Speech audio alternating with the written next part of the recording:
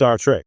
Section 31's only Starfleet officer doesn't know their doom. Star Trek Section 31 has always thrived in the shadows, its agents doing the work that Starfleet won't admit to and wouldn't condone if it could. In Michelle Yeoh's upcoming Star Trek Section 31 movie, however, one detail stands out amid the moral murk. There's just one true Starfleet officer caught up in the darkness. What makes that so fascinating and tragic is that they have no idea they're walking straight into doom. This setup reveals everything about the eternal conflict at the heart of Star Trek: idealism versus pragmatism, exploration versus control, and the dream of the Federation clashing with the reality of its survival. For one unsuspecting Starfleet soul, the mission to join Section 31 will be the ultimate test of everything they believe in. The Starfleet spirit meets Section 31's shadow. Section 31, by its very nature, attracts operatives who see themselves as necessary evils. They're not the wide-eyed explorers of the Enterprise or the idealistic officers of Starfleet Academy. They're cynics who believe the Federation's utopia only exists because someone dirties their hands to keep it that way. That's what makes the idea of a single, genuine Starfleet officer in their ranks so tragic. This isn't someone like Philippa Georgiou, a mirror universe empress turned anti-hero, whose morality was forged in conquest and survival. This officer is likely someone who still believes in Starfleet's principles, that every life has value, that knowledge trumps fear, and that diplomacy is stronger than the phaser. They're the moral compass in a ship of moral voids, and that means only one thing: they'll inevitably break. Starfleet's naivety meets its reckoning. Starfleet officers are trained to think their organization represents the best of what humanity can be.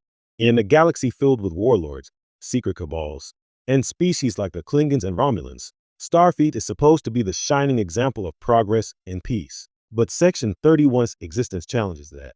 In Deep Space Nine, Dr. Julian Bashir faced that revelation firsthand when Luther Sloan tried to recruit him. Bashir, the model Starfleet officer, believed in transparency and compassion, and was horrified to learn that the Federation's survival depended on people who didn't.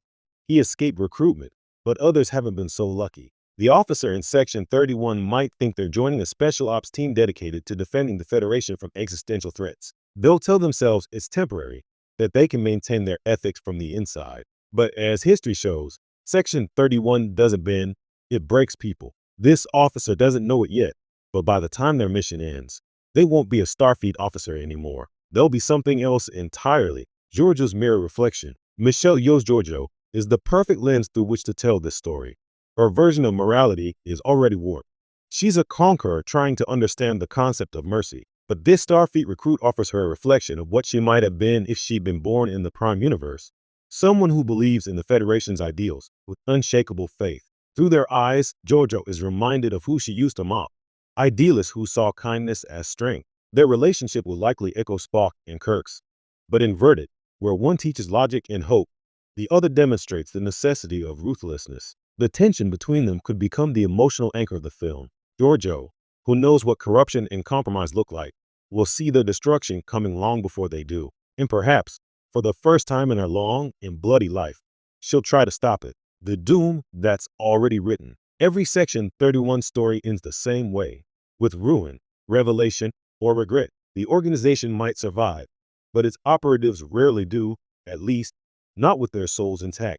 From Sloan's suicide to the countless agents who vanished into the black, Section 31 leaves no room for heroism. Its victories are quiet, and its loss is catastrophic. When this young officer learns what Section 31 really does, the assassinations, the genetic experiments, the manipulation of entire species, they'll be faced with a choice no Starfleet training could ever prepare them for. Obey and lose yourself, or resist and be erased. The irony is that their fate is sealed the moment they agree to join. Whether they realize it or not, Starfleet's brightest light is about to be consumed by its darkest shadow, a mirror for the Federation itself. The doomed officer doesn't just represent one person's fall.